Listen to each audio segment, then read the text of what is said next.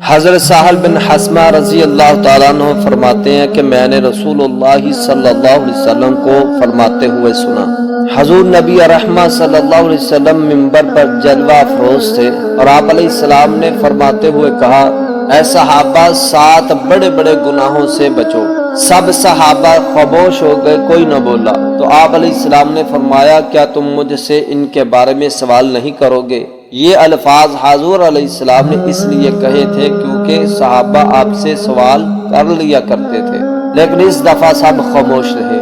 نبی اکرم صلی اللہ علیہ وسلم نے خود ہی فرما دیا، نمبر 1 اللہ کے ساتھ شرک کرنا، نمبر 2 کسی جان کو ناحق قتل کرنا، نمبر 3 میدان جنگ سے فرار ہونا، نمبر 4 یتیموں کا مال کھانا، نمبر 5 سود کھانا، نمبر 6 پاک دامن عورت پر تہمت لگانا، اور نمبر 7 ہجرت کے بعد پھر واپس چلے جانا۔